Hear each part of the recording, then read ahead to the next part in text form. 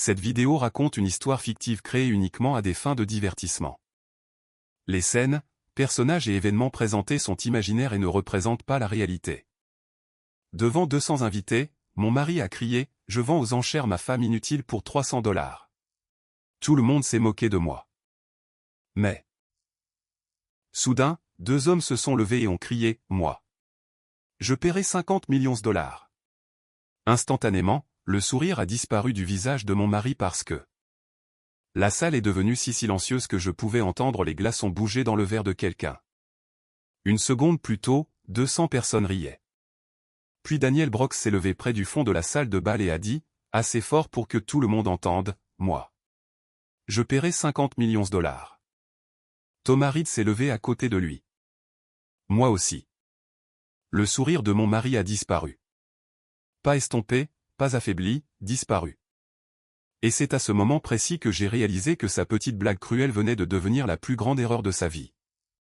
Mais je m'avance un peu. Laissez-moi vous ramener au début. Mon nom est Emily Carter, et 15 ans plus tôt, j'avais descendu une allée en croyant que j'épousais l'homme avec qui je vieillirais. Ce soir-là, je me tenais sous des lustres en cristal dans une salle de bal d'hôtel près de Chicago, portant la même alliance que j'avais portée pendant 15 ans. Seulement cette fois, mon mari essayait de me mettre un prix. Richard se tenait sur la petite scène avec un microphone à la main.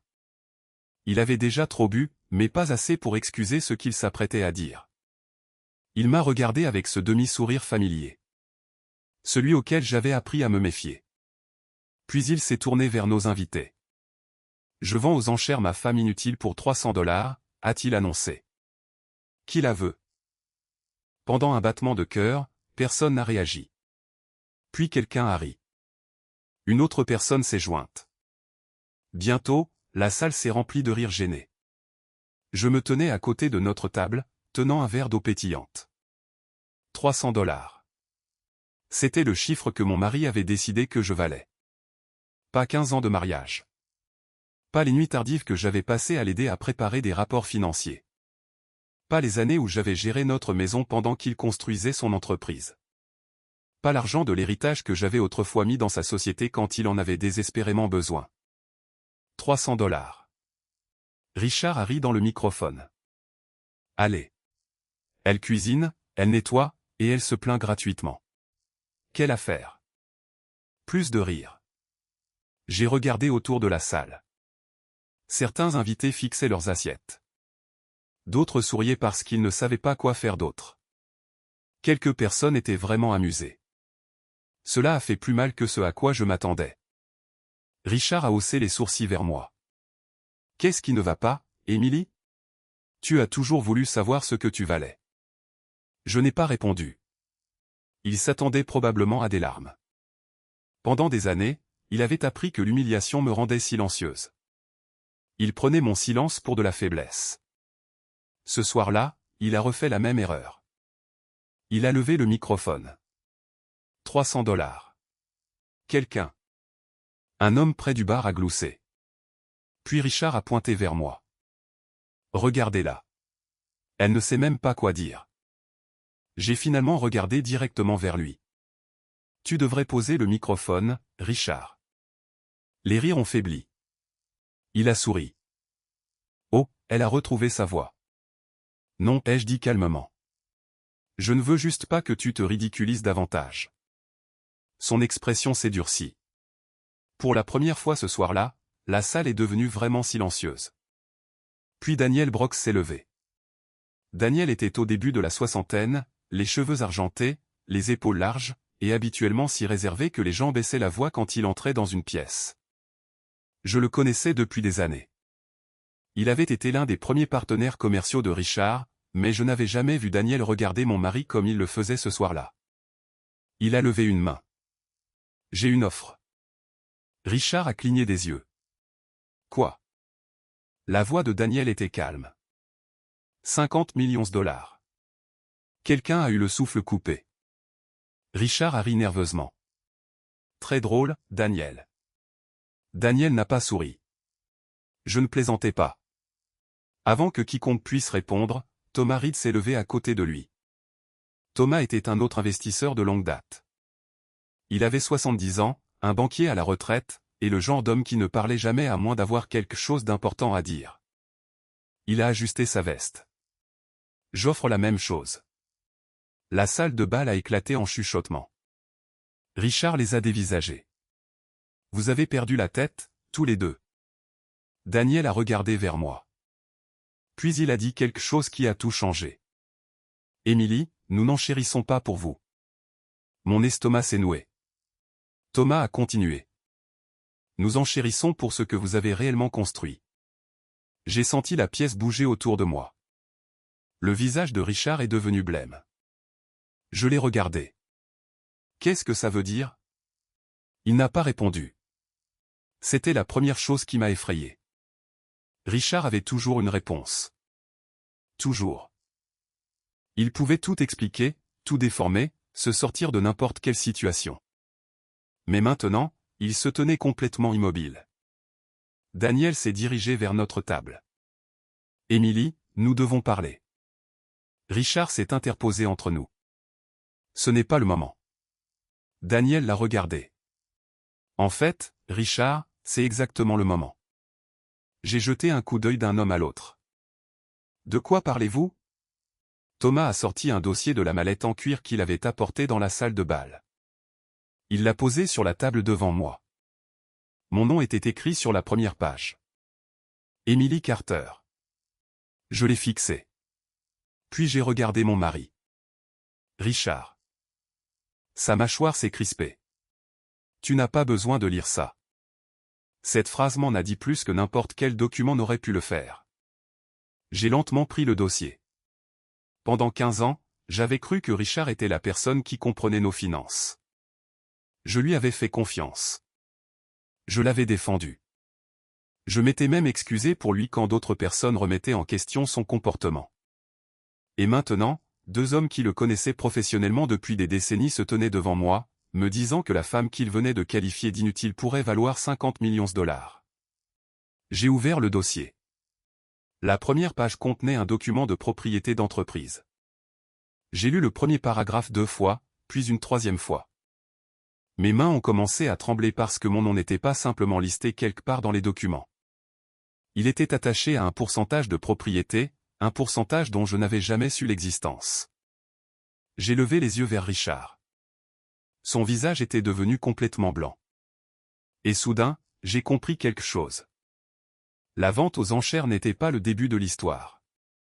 C'était le moment où la vérité était finalement devenue impossible à cacher pour lui.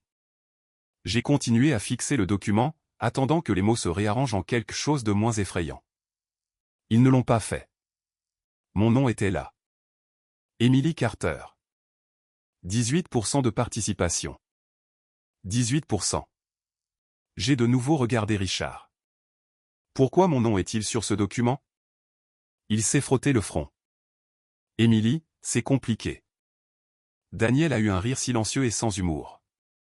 Non, Richard, ce n'est vraiment pas le cas. J'ai tourné une autre page. Il y avait des dates, des signatures, des noms de sociétés et des références à un accord d'investissement que je me souvenais vaguement avoir signé des années auparavant. Puis j'ai vu le montant, 250 000 dollars. Mon souffle s'est coupé. Je me souvenais de cet argent. Je me souvenais exactement d'où il venait. La succession de ma mère. 15 ans plus tôt, peu après que Richard et moi nous soyons mariés, il était rentré un soir l'air épuisé. Sa société était jeune à l'époque. Il avait 3 employés, un bureau loué et plus de confiance que d'argent. Il m'a dit que l'entreprise était en difficulté. Si je ne peux pas payer les salaires ce mois-ci, je perds tout, avait-il dit. J'avais demandé de combien il avait besoin. 250 000. Je l'avais fixé. C'est tout l'héritage de maman. Je sais. Il avait pris mes mains. Je te rembourserai. Je l'ai cru, non pas parce que les chiffres avaient un sens, mais parce que je l'aimais. J'ai mis chaque dollar de mon héritage dans l'entreprise. À l'époque, Richard m'avait dit que les documents étaient standards. Tu protèges juste ton investissement, avait-il dit. Je n'y avais pas beaucoup pensé. Je n'avais jamais imaginé que 18% de l'entreprise finirait par valoir des dizaines de millions. Mais apparemment, quelqu'un s'en était souvenu. Daniel, Thomas, et peut-être Richard s'en était souvenu aussi. Il espérait juste que je ne le ferais jamais. J'ai tourné une autre page. Il y avait des registres montrant que mon investissement n'avait jamais été remboursé. Au lieu de cela, il avait été converti en participation. J'ai regardé Richard. Tu m'as dit que tu avais remboursé ça. Il a secoué la tête. Je t'ai dit que j'allais le faire. C'était il y a 14 ans. Je sais. Tu m'as dit que c'était réglé. J'essayais de te protéger. J'ai presque ri. Thomas a parlé doucement. De savoir ce que tu possédais. Je l'ai regardé. Qu'est-ce que je possède exactement? Daniel a sorti un autre document. Vos 18% initiaux ont été légèrement dilués au fil des ans, mais l'évaluation actuelle place votre participation aux alentours de 50 millions de dollars. La pièce a semblé basculer. 50 millions. Le même chiffre que Daniel avait crié à travers la salle de bal. J'ai soudain compris pourquoi le visage de Richard avait changé. Il n'était pas embarrassé parce que deux investisseurs avaient fait une blague extravagante.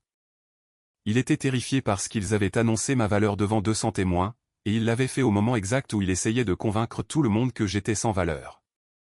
J'ai fermé le dossier. Depuis combien de temps savez-vous? Daniel m'a regardé. À propos de votre participation? Oui. Des années.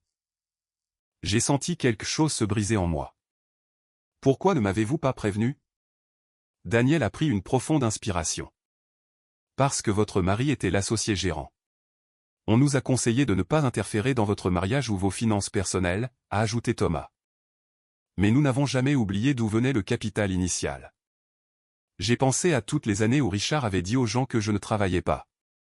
Au dîner d'affaires, il me présentait comme sa femme. Rien d'autre. Quand quelqu'un demandait ce que je faisais, il souriait et disait « Émilie s'occupe de la maison ». Ce n'était pas entièrement faux. Je m'étais occupé de la maison, mais j'avais aussi géré notre budget familial, négocié les polices d'assurance, traité avec les entrepreneurs, organisé les dossiers fiscaux et suivi chaque paiement lié à l'entreprise de Richard. Quand son entreprise a grandi, les exigences de notre foyer ont également augmenté. J'ai appris QuickBooks parce que son comptable était débordé. J'examinais les factures parce que les fournisseurs faisaient sans cesse des erreurs. J'ai attrapé un double paiement d'une valeur de près de 40 000 $. Richard m'avait remercié ce soir-là.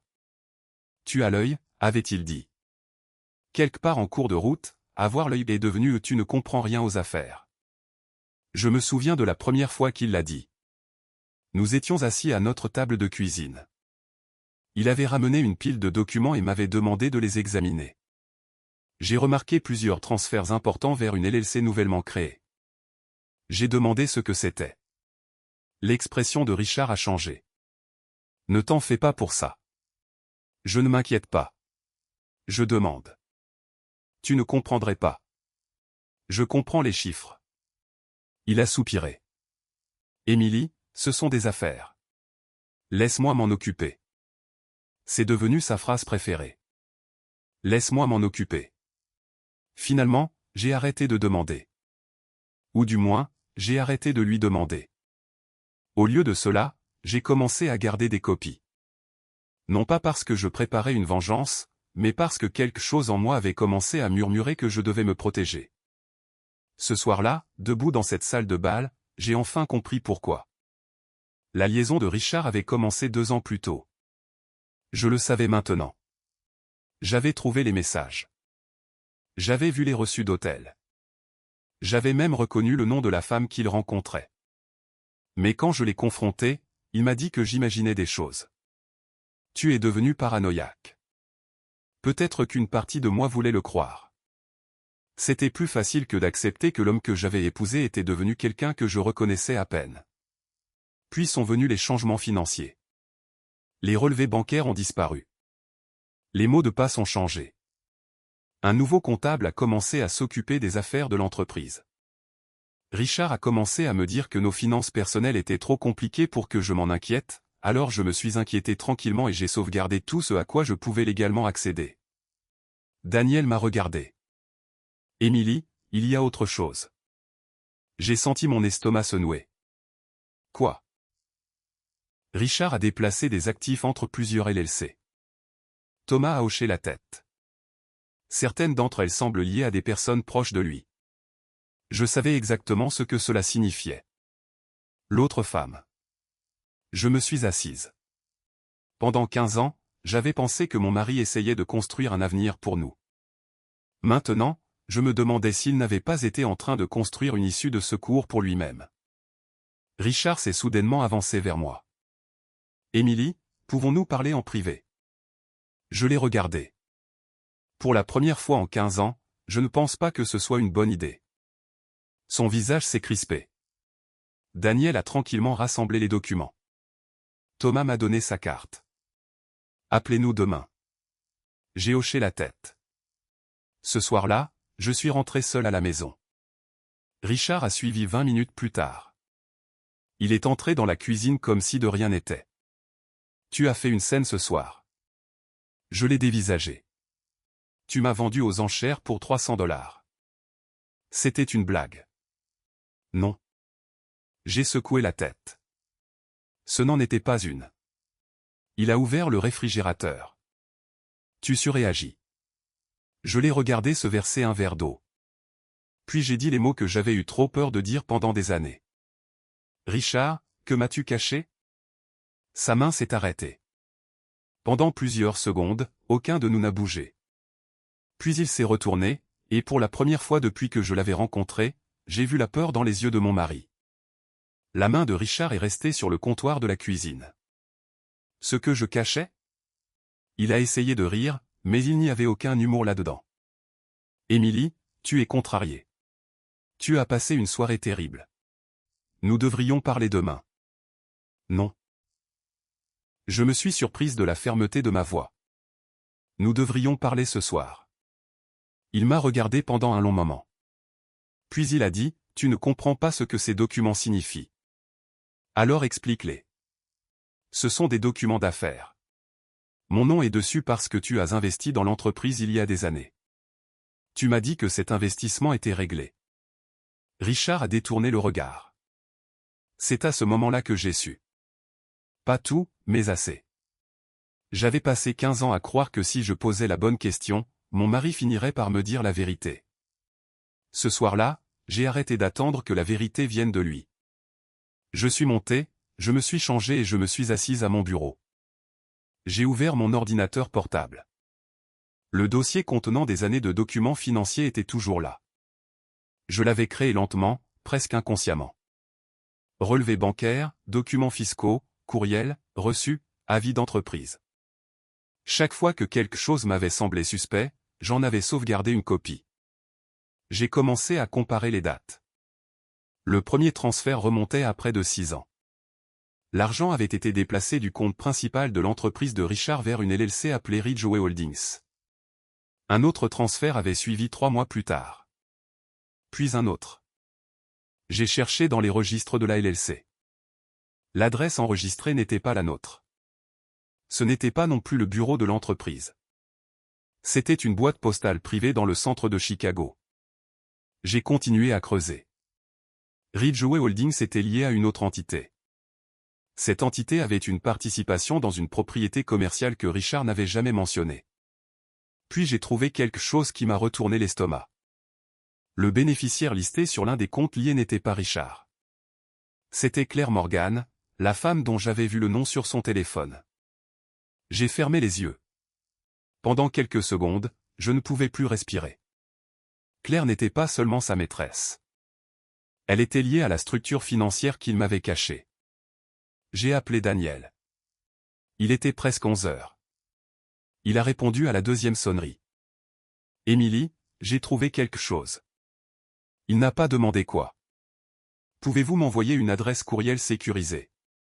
Une pause. Oui. Je lui ai envoyé des copies des documents.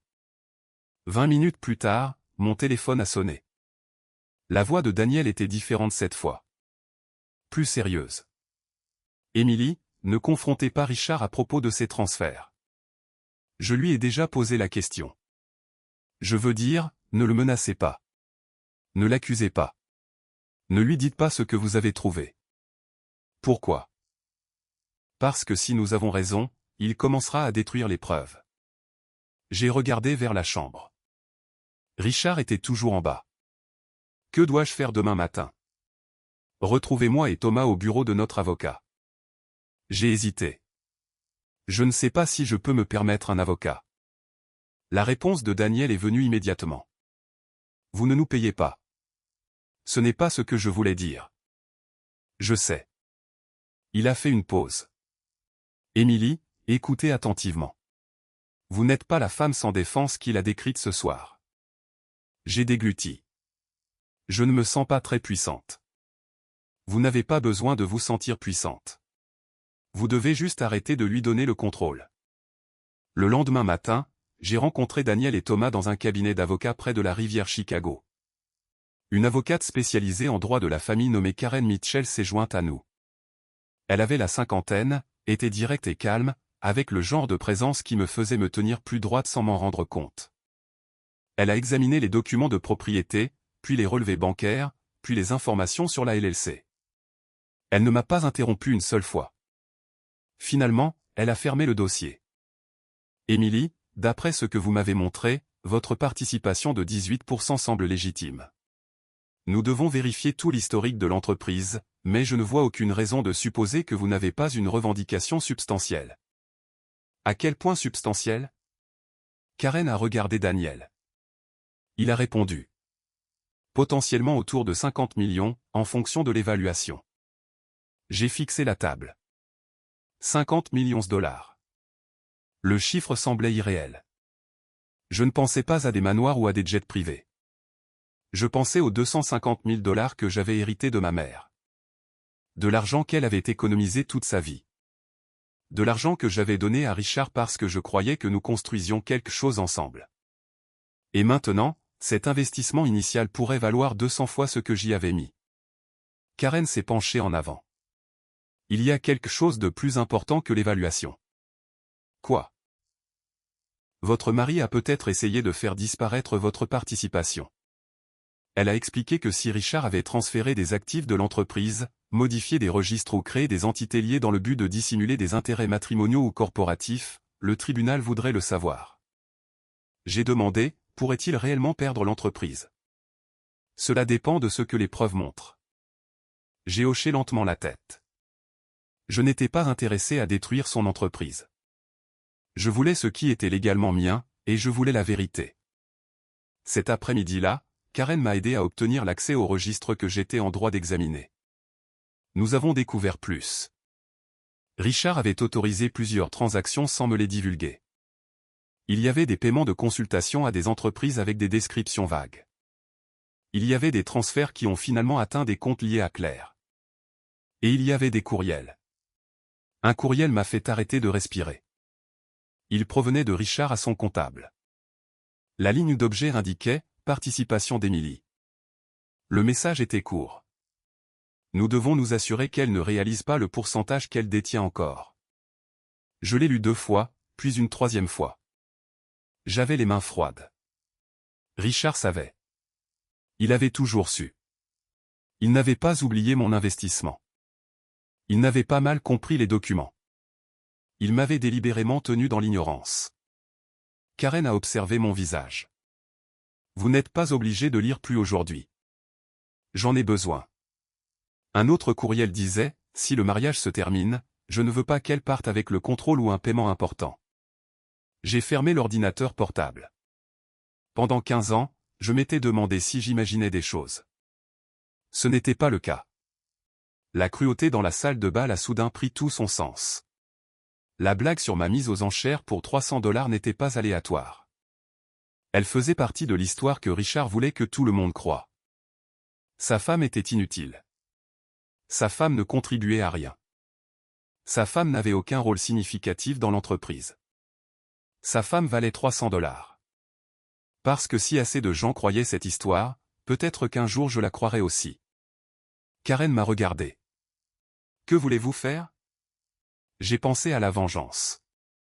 Pendant un moment, j'ai imaginé tout exposer publiquement, envoyer chaque courriel à ses employés, appeler Claire, publier les documents en ligne, faire ressentir à Richard exactement ce que j'avais ressenti dans cette salle de bal. Puis je me suis souvenu de la voix de ma mère. Elle m'avait toujours dit, ne prends jamais de décision permanente quand tu brûles de colère. Alors j'ai secoué la tête. Je ne veux pas le détruire. Karen a attendu. Je veux me protéger. Elle a hoché la tête. C'est le bon point de départ. 3 jours plus tard, Richard a demandé le divorce. Il a affirmé que le mariage s'était brisé parce que j'étais devenue émotionnellement instable et financièrement exigeante. J'ai lu la déclaration au bureau de Karen. J'ai presque ri. Puis j'ai vu autre chose. Richard demandait au tribunal de reconnaître la majeure partie de l'entreprise comme sa propriété distincte. Karen m'a regardé. C'est pourquoi nous devons procéder avec prudence. J'ai hoché la tête. Ce soir-là, Richard a appelé. Je pensais que tu reviendrais à la raison. Qu'est-ce qui te fait penser que je ne l'ai pas fait? Parce que tu as engagé un avocat. Oui. Il a soupiré. Émilie, ne transforme pas ça en guerre. J'ai regardé par la fenêtre. Tu as commencé la guerre quand tu as décidé que ma valeur était de $300. Silence. Puis sa voix est devenue froide.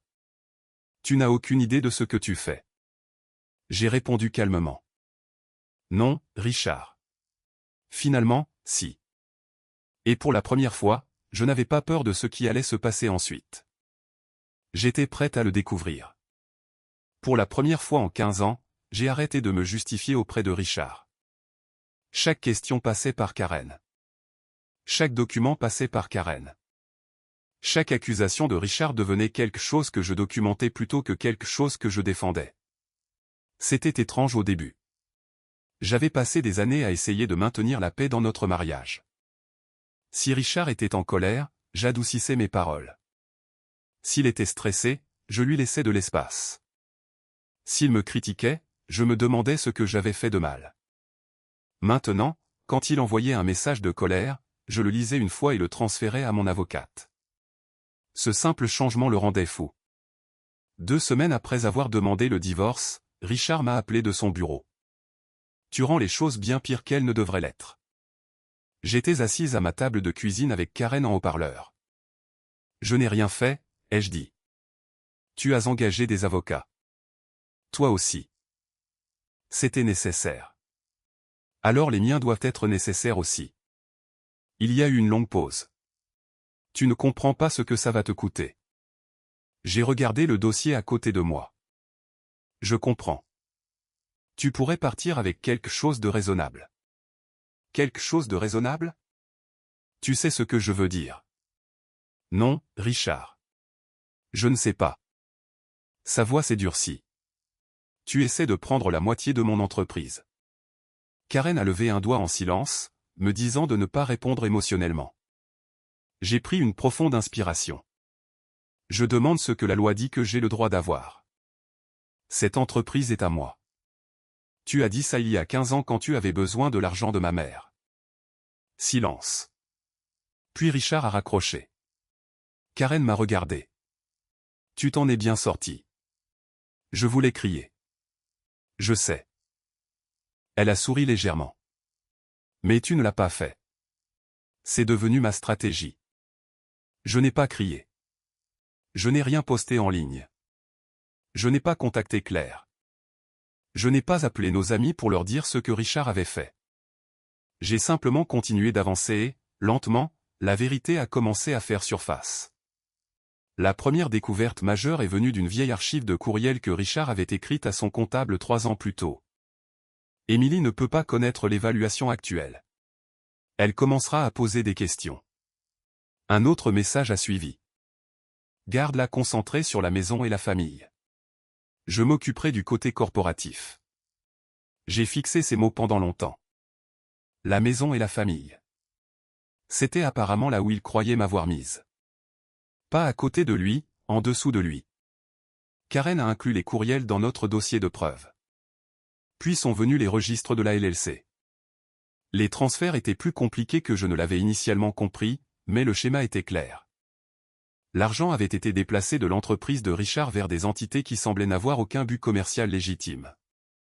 Certaines de ces entités avaient des liens avec Claire. D'autres étaient liés à des propriétés que Richard avait achetées sans me le dire. Une propriété était un condominium au bord d'un lac dans le Michigan. Je n'en avais jamais entendu parler.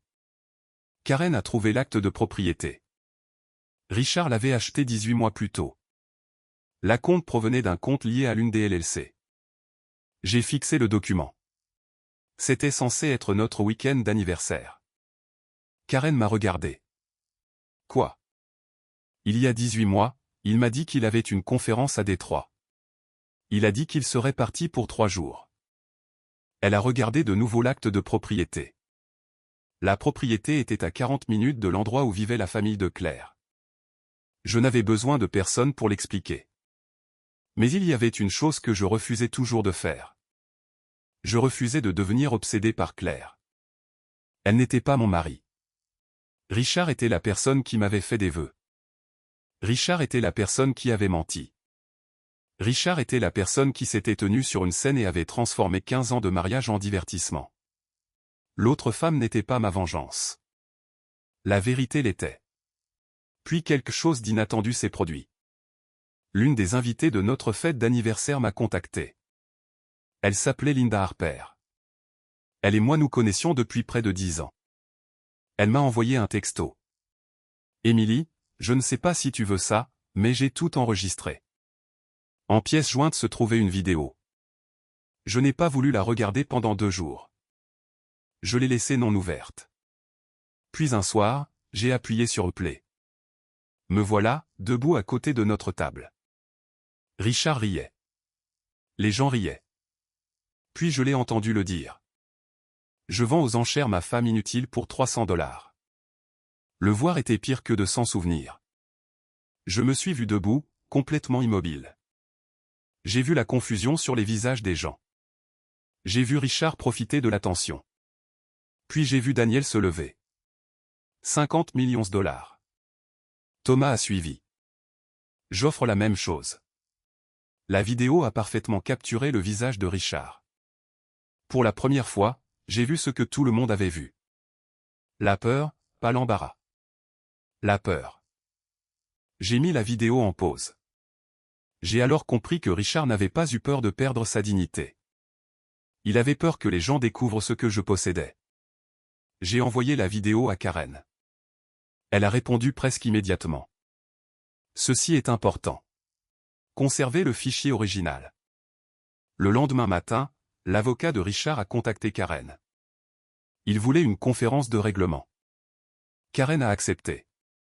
La réunion a eu lieu dans une salle de conférence tranquille d'un cabinet d'avocats du centre-ville. Richard est arrivé dans un costume cher. Il avait l'air fatigué, mais il se comportait toujours comme l'homme qui était monté sur cette scène de salle de bal. Il s'est assis en face de moi. Pendant plusieurs minutes, aucun de nous n'a parlé. Finalement, il a dit, « Tu as l'air bien. » Merci. Je ne voulais pas que les choses deviennent si laides. Je l'ai regardé. Tu m'as qualifié d'inutile devant 200 personnes. J'étais ivre. Tu avais assez de coordination pour tenir un microphone. Il a baissé les yeux. J'étais en colère. Contre moi, contre tout. J'ai secoué la tête. Ce ne sont pas des excuses. Il s'est adossé. Je me suis excusé. Non, tu as expliqué. Son avocat s'est agité inconfortablement. Karen a ouvert son dossier. Nous sommes ici pour discuter de la divulgation financière. L'ambiance a changé immédiatement. Des documents ont été échangés. Des questions ont été posées. Des relevés bancaires ont été examinés. Puis Karen a placé une copie du courriel concernant ma participation sur la table. Richard l'a regardé. Son visage a changé. Elle a placé un autre document à côté. Puis un autre. Son avocat lui a chuchoté quelque chose. Richard m'a regardé. Tu as gardé des archives? Oui. Pendant des années? Oui. Il a secoué la tête. Je pensais que tu me faisais confiance. J'ai presque ri. Je te faisais confiance.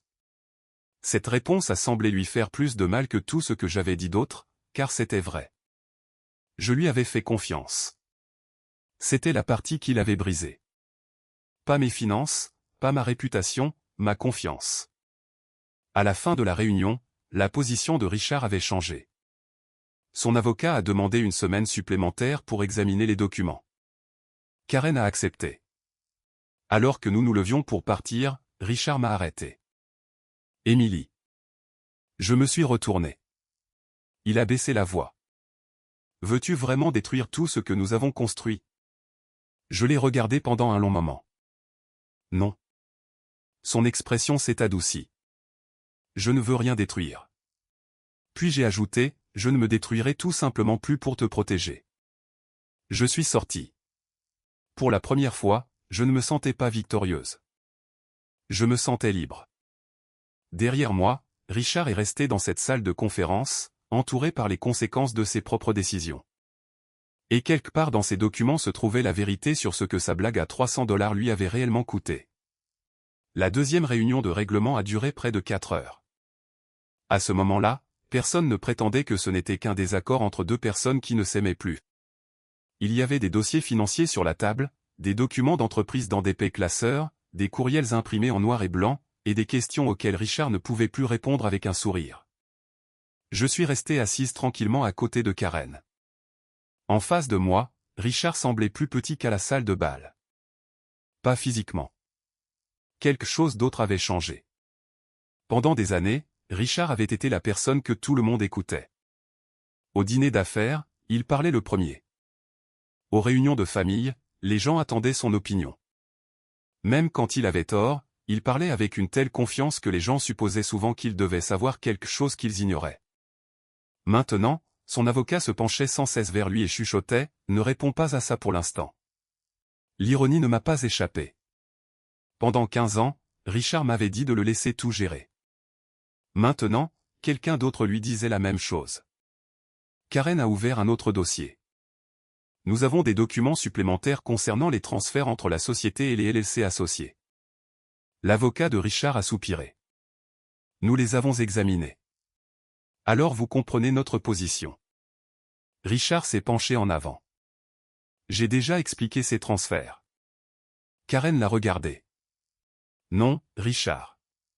Vous avez donné plusieurs explications. Il l'a dévisagé. Ce n'est pas la même chose. Son avocat a posé une main sur son bras. Laissez-moi m'en occuper. J'ai presque souri. Les mots étaient familiers, juste plus maintenant. Karen a continué. Nous avons aussi la vidéo de l'événement d'anniversaire. Le visage de Richard a changé. Son avocat l'a regardé. Vous ne m'avez pas dit qu'il y avait un enregistrement. Richard n'a rien dit.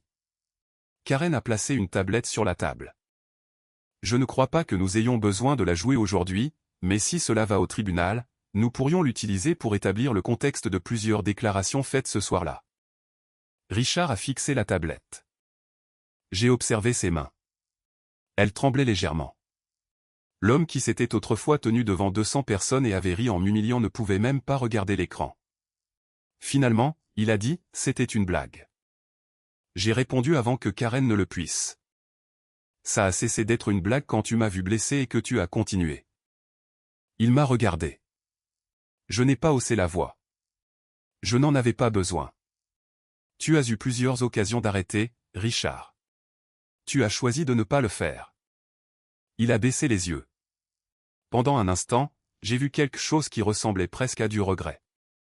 Puis son avocat a commencé à discuter de chiffres. L'évaluation de l'entreprise avait changé. Les estimations initiales avaient été conservatrices.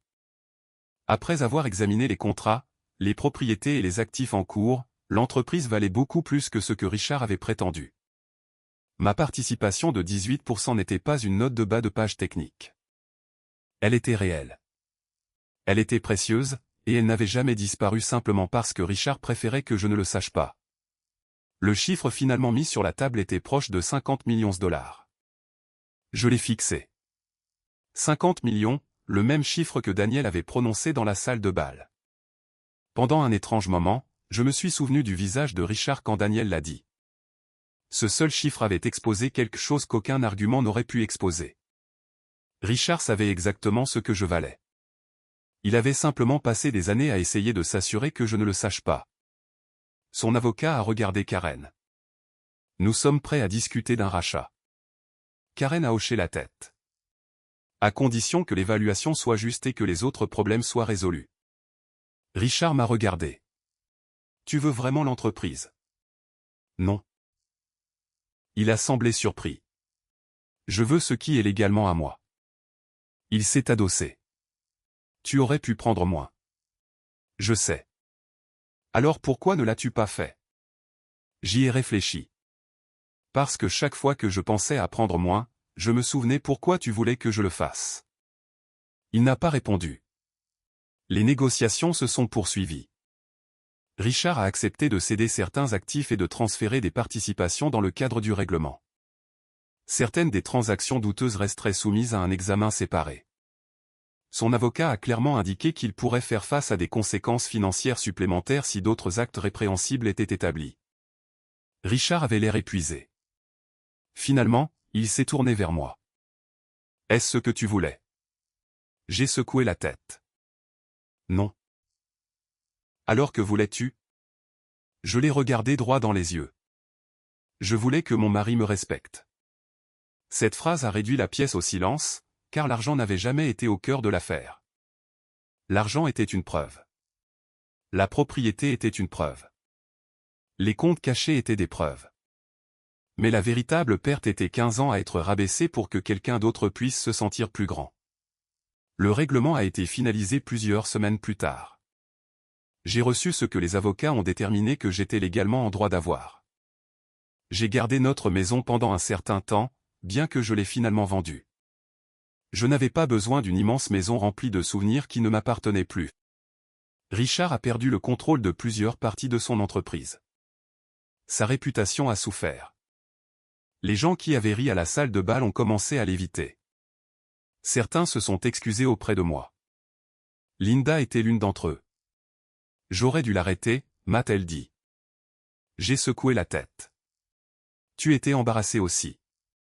Mais j'ai ri. Moi aussi, ai-je dit. Elle a semblé confuse. J'ai ri aussi. Tu ne l'as pas fait. Je l'ai fait à l'intérieur. Elle a souri tristement. Pourquoi? Parce que si je ne riais pas, j'allais pleurer. Elle m'a serré dans ses bras. C'était suffisant. Je n'ai jamais contacté Claire. Je n'en ai jamais eu besoin. Ce qui s'est passé entre elle et Richard était leur problème. Ma vie redevenait enfin la mienne. J'ai commencé à travailler avec un conseiller financier et j'ai finalement commencé à enseigner aux femmes les bases de la littératie financière. Cela a commencé avec un petit groupe dans un centre communautaire. Des femmes dans la quarantaine, la cinquantaine et la soixantaine. Certaines étaient récemment divorcées. Certaines étaient veuves. Certaines avaient passé des décennies à laisser leur mari gérer chaque décision financière. Je ne leur ai pas raconté toute mon histoire au début. Je leur ai simplement appris à lire des relevés bancaires, à comprendre les comptes de retraite, à examiner les polices d'assurance et à reconnaître les signes avant-coureurs financiers dans les relations. Une femme est restée après le cours. Elle avait 62 ans. Elle a dit, mon mari me dit toujours que je suis nul avec l'argent. Je l'ai regardée. Savez-vous combien d'argent vous avez? Elle a secoué la tête. Alors commençons par là. C'est devenu la partie la plus significative de ma nouvelle vie. Pas le règlement, pas l'argent. Pas de regarder Richard perdre ce qu'il pensait pouvoir contrôler. Aider d'autres personnes à comprendre que l'indépendance financière ne consiste pas à se méfier de la personne que l'on aime. Il s'agit d'en savoir assez pour se protéger si quelque chose tourne mal. Un après-midi, Daniel est passé au centre communautaire. Il a regardé une partie du cours depuis l'embrasure de la porte. Après, il a souri. Tu as construit quelque chose. J'ai ri. J'ai appris de quelqu'un. Qui? Ma mère. Il a hoché la tête. Puis il m'a rappelé la salle de bal. Tu sais, quand j'ai dit 50 millions, Richard a pensé que je le menaçais. C'était le cas. Daniel a ri. Juste. Thomas nous a rejoints. Il m'a regardé. J'espère que tu sais que nous n'essayons pas vraiment de te mettre un prix. Je sais. Nous essayons de lui faire comprendre quelque chose. Quoi? Thomas a souri. Qu'il avait passé des années à qualifier d'inestimables des choses sans valeur. J'y ai réfléchi un instant. Puis j'ai souri parce qu'à ce moment-là, j'avais enfin compris. Les $300 n'avaient jamais été mon prix. C'était son estimation du peu qu'il pensait que je me battrais pour moi-même, et il s'était trompé. Un an après la nuit de la vente aux enchères, je me tenais dans un centre communautaire près de Chicago, regardant 12 femmes prendre des notes sur leurs propres finances. Il n'y avait pas de lustre en cristal, pas de champagne cher, pas de liste de 200 invités, juste des chaises pliantes, un tableau blanc. Du mauvais café et des femmes qui avaient décidé qu'elles étaient enfin prêtes à comprendre l'argent qu'elles avaient passé des années à laisser quelqu'un d'autre gérer. Je préférais ça. Une femme a levé la main. Émilie, et si on est marié et que notre mari s'occupe de tout? J'ai souri. Alors apprenez-en assez pour comprendre ce dont il s'occupe. Elle a hoché la tête. Vous n'êtes pas obligé de vous méfier de quelqu'un que vous aimez. J'ai fait une pause. Mais vous ne devriez jamais avoir peur de savoir. Cette leçon m'avait pris 15 ans à apprendre. Un an plus tôt, je m'étais tenu dans une salle de bal pendant que mon mari annonçait qu'il me vendrait aux enchères pour $300. Maintenant, j'enseignais aux femmes comment s'assurer que personne ne les convaincrait jamais qu'elles valaient si peu. Ma vie était devenue plus calme depuis le divorce, et j'avais découvert que le calme n'était pas vide. C'était paisible. J'ai vendu la maison. J'ai gardé quelques meubles, donné la plupart, et j'ai déménagé dans un endroit plus petit avec de grandes fenêtres et un petit jardin. Le premier matin où je me suis réveillé là-bas, j'ai fait du café et je me suis assise dehors. Personne n'était en colère. Personne ne critiquait ce que je portais. Personne ne demandait pourquoi le dîner n'était pas prêt. Personne ne me disait que je ne comprenais rien à l'argent. Je me souviens avoir pensé, alors, c'est ça que l'on ressent, la paix. Richard et moi avons à peine communiqué après le règlement. Nos avocats ont géré les questions restantes. Finalement, même celles-ci sont devenues moins fréquentes. Son entreprise a survécu, mais elle a changé. Il ne contrôlait plus tout. Certains investisseurs se sont retirés. D'autres ont exigé une surveillance financière plus stricte. Les transactions douteuses ont été examinées séparément. Et bien que toutes les allégations n'aient pas abouti à des poursuites judiciaires, les conséquences ont suffi à changer sa vie. Je ne m'en suis pas réjoui. Les gens supposent parfois que la vengeance signifie se réjouir de la souffrance d'une autre personne.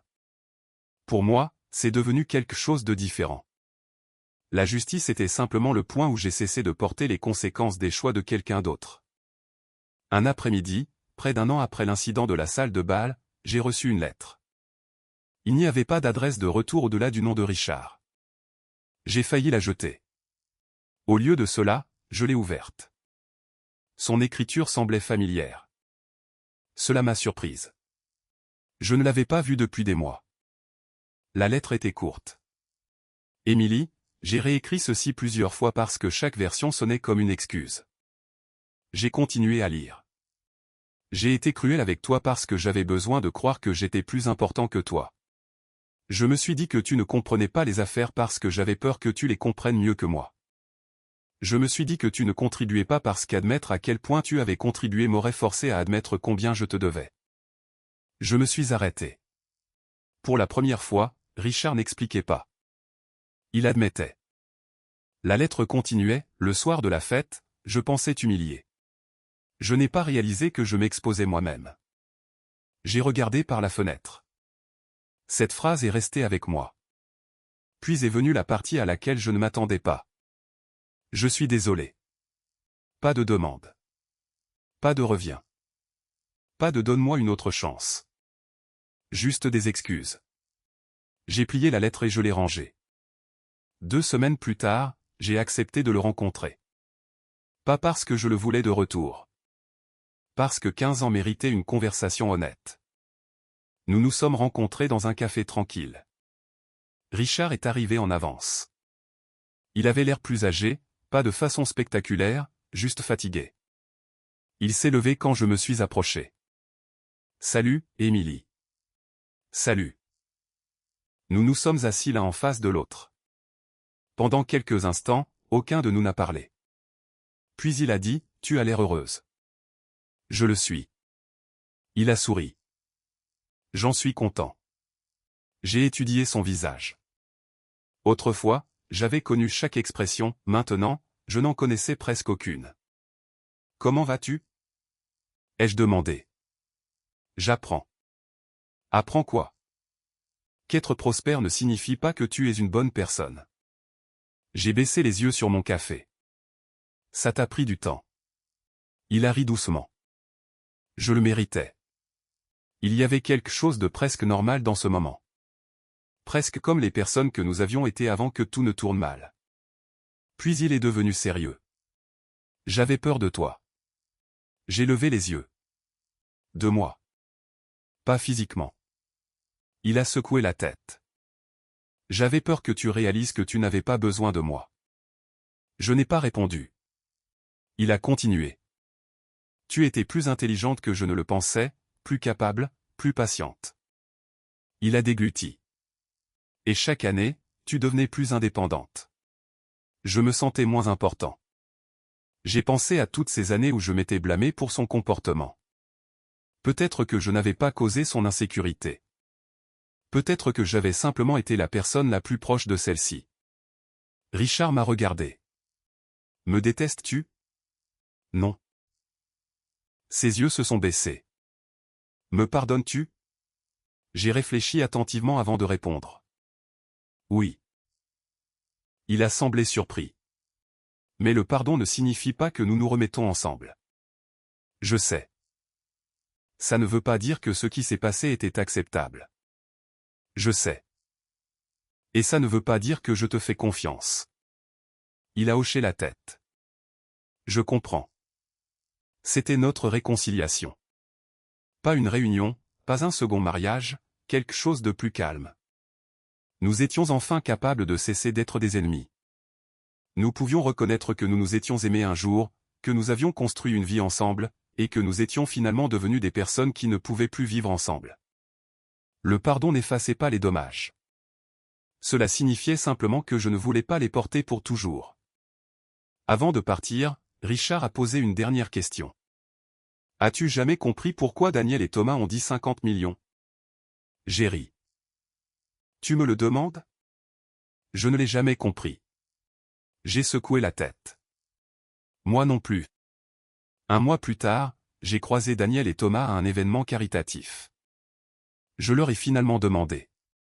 Daniel a souri. Tu veux vraiment savoir? Oui. Il a regardé Thomas, puis de nouveau vers moi.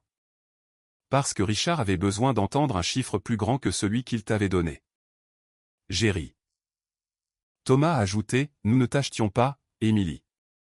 Je sais. Nous rappelions à tout le monde dans cette pièce que la femme qu'il qualifiait d'inutile avait aidé à construire quelque chose qui valait bien plus que ce qu'il voulait que quiconque sache.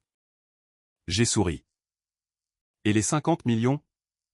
A haussé les épaules Daniel. Ça a attiré son attention. Ça l'avait certainement fait, mais avec le temps, j'ai réalisé que le chiffre lui-même n'avait pas d'importance. 50 millions de dollars n'étaient pas ma valeur. 300 dollars n'étaient pas ma valeur non plus. Ni la maison.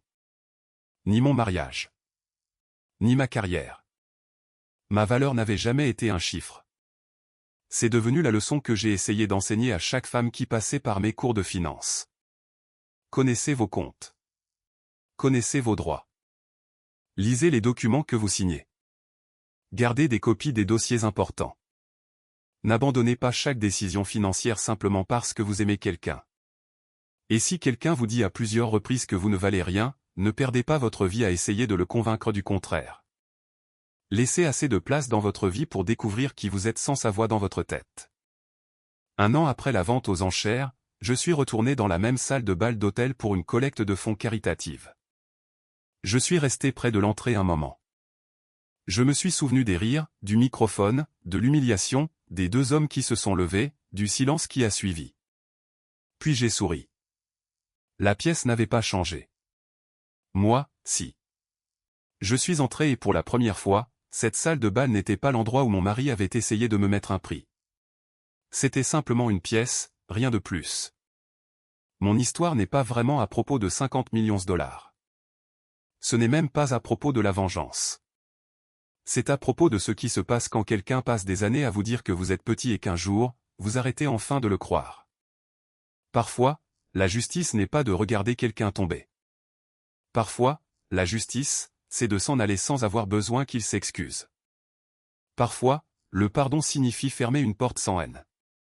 Et parfois, la chose la plus puissante que vous puissiez dire à la personne qui a essayé de définir votre valeur n'est rien du tout. Vous construisez simplement une vie qu'ils n'ont plus le pouvoir de mesurer.